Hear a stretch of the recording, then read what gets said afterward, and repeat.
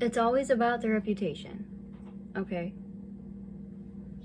I'm just gonna tell you about what happened that led up to that night that changed my fucking whole life forever.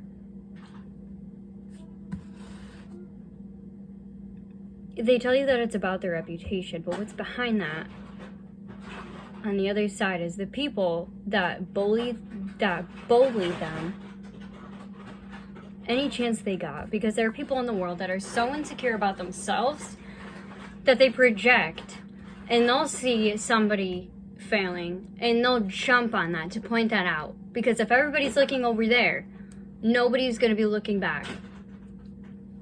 It's a way that they defend themselves, and it's a cycle that repeats itself and repeats itself and repeats itself.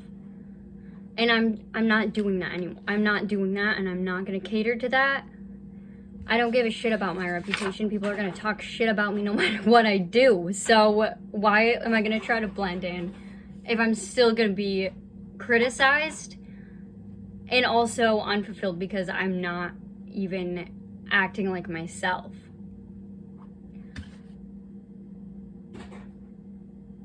It's like all you have at the end of the day is yourself, and if you don't even have yourself, you've got nothing. So yeah, there were bullies in my parents' lives. There were bullies in my parents' lives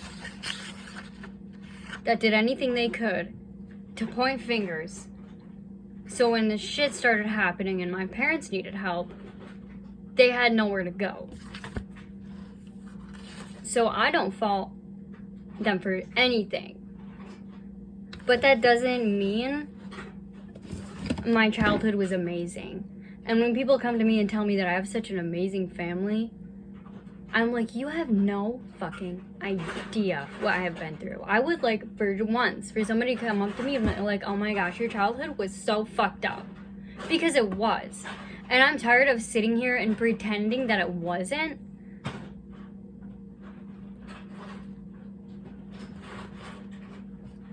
So all the problems and shit that happened got covered up to protect my family from the bullies who ironically ran the whole ass church that we went to. You know who you are. You do. So my parents are trying to do damage control. Trying to figure out what the hell to do because they don't know. I don't know, and I'm a child. And I could see that my parents were hurting. So I did my best to just sit back because I didn't want to add to it. But I was a child. So I didn't know any better. So I don't want to hear somebody coming in here saying, well, you should have just asked for help. Okay, I was a child. I was 3 years old and learned that my body was not mine. And I was surrounded by a bunch of people that were older. And I was kind of taught that I didn't know anything, that I needed guidance from the adults in my life. So I didn't trust myself, and when you're that little, you don't understand. And anybody can tell you this that has been through it. So if you haven't and you have judgments, you can shut the fuck up. Because when you're that little, you don't understand. You know that something feels wrong, but you don't understand. So you don't know where the fuck to go to. Because when you're that little, you're like, well, this person is supposed to be protecting me, and they're older than me, and I'm little, so they know what's right from wrong, so they wouldn't do something that was so wrong. Because when you're little, you don't understand. And when you're older, you still don't understand. And then you get to, when it goes on for so long and you finally get to a place where you're like, no, this has to be wrong. But if I say something now, they're going to be like, why didn't you say something earlier? And then I'm like, well, then am I letting it happen? So am I wrong? And it's a whole ass fucking disgusting triangle that these little kids and little girls and little boys weave themselves into because we don't understand. But we shouldn't have to.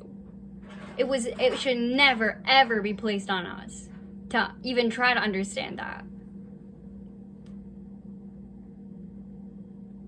But when everything came out eventually, that was the initial reaction, was, why didn't you say something? And that usually comes from a place of, oh shit, I should have known that. What did I miss? I should have done something sooner. But to the victim, it adds to that guilt, that shame, because we're like, maybe I should have said something sooner. But if I said something, I knew this shit was gonna happen. And why didn't I say something? It's 10 years later. And I can still tell you to this day why I did not, because I knew that this was gonna happen. Because I knew as soon as I was the one holding the bomb, okay? I was the one holding the acid that was fucking burning my fingers off. So, do I throw it at my family for them to catch? Do I throw the bomb at them and have them all blow up, or do I just continue to hold it and let it hurt me? And nobody understands that.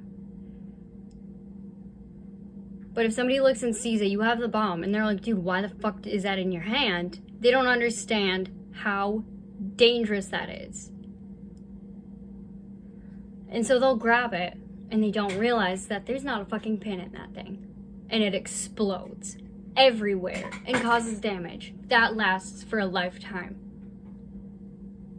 And I was already going to be permanently scarred for life. But then I had to witness my whole family also experience this. And I was like, well, if they hadn't found out, they wouldn't be feeling like this. So then it's like, it's guilty if I do, guilty if I don't. I'm damned if I do, I'm damned if I don't. And I'm just like, you can't help but feel like it's your fault. So I saw everything happening, and I just tried to stay quiet. I didn't understand what was going on. I didn't understand. I was frozen. That's how I had been for my whole life. From the time I was 3 to the time I was like 13 or 14. I was frozen because that's how I stayed safe. But at the same time, I was never safe in my own home. And people don't seem to realize that or recognize that. That I grew up, there was never a moment in my life that I was safe in my own home. And then when people turn around and like have disrespect for the walk that I've walked, and then want to look at me and tell me that I'm being dramatic or that I don't know what I'm talking about, you have no idea. I know exactly what I'm talking about, and you don't understand it, and if you don't, that's on you, not on me.